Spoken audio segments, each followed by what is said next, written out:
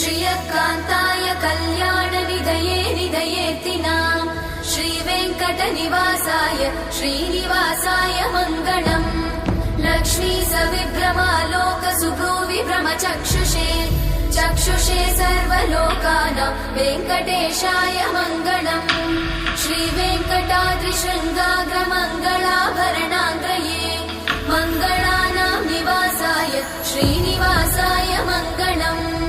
सर्वावयव सौन्दर्य सम्पदा सर्वचेतसां